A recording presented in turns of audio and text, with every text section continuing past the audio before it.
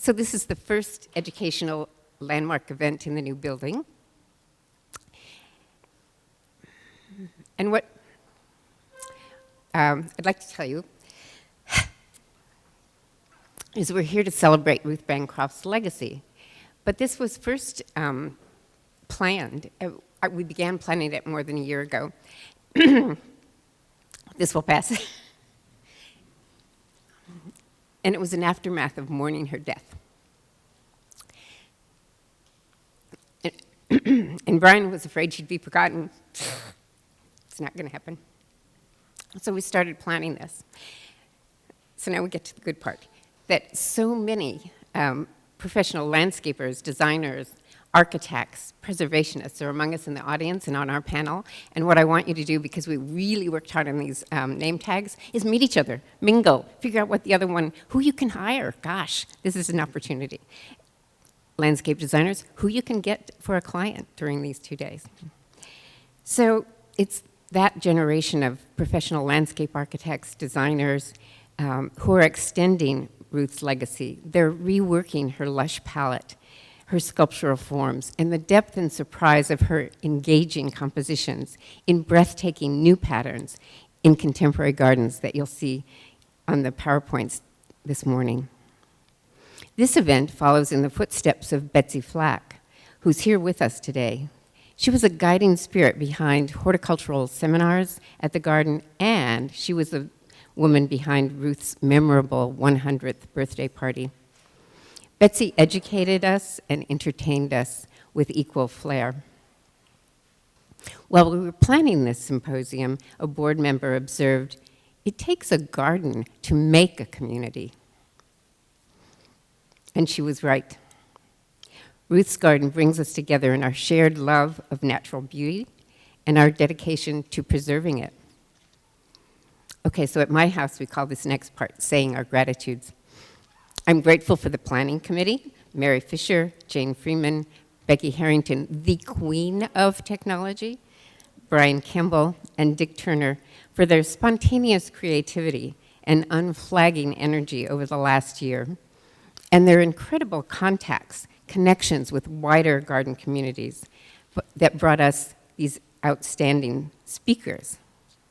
Through their networks, we also found our generous sponsors, the Garden Conservancy, who has made so much possible for this symposium, sharing both their expertise and their resources.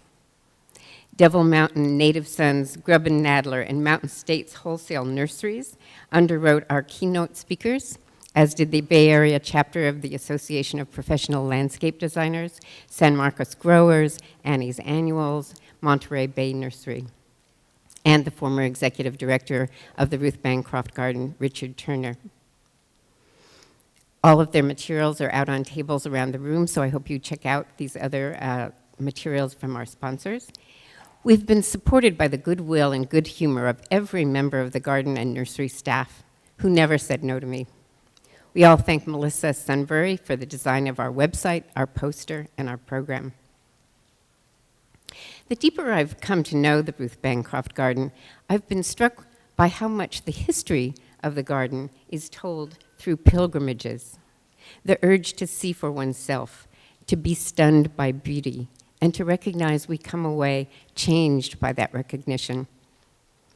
Brian Campbell, our curator, came in 1979 to show it to a renowned cactus grower from England who was speaking at the Oakland Cactus and Succulent Society, who'd heard of Ruth's garden and wanted to make his pilgrimage. On that visit, Brian, who had never seen the garden, just a few miles away, met Ruth. As he tells it, on the basis of a beer and a handshake, no interview, no contract, Ruth had sussed him out. He came to work for her and has been here for 40 years. To collaborate with Ruth in realizing her vision and to create countless new hybrids for her garden. Frank Cabot recalls shivering at the beauty of it when he made his trip to the garden in 1988. Many here today know the origin story of the Garden Conservancy began with that pilgrimage. When the Cabots met Ruth, she was 80 and trying, without much success, to guarantee that her private garden would outlast her. Cabot's wife, Anne's, so the story goes, I love this bit, it was Anne who said, "Why don't you start a garden conservancy?" Aren't we glad he listened to her? And that he chose Ruth's Garden as the first, and this is their mission statement, outstanding American garden to be preserved for the education and inspiration of the public. We're doing that job. How to preserve what Ruth made is an ever-present challenge for a living landscape and new physical realities, like the increasing demand on shrinking water resources.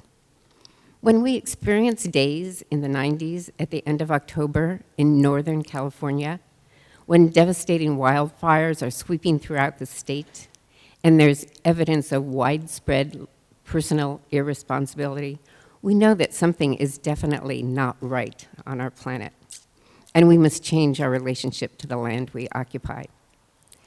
We ask you to reflect on our collective choices as we remember Ruth's bold experiment in dry gardening began almost 40 years ago.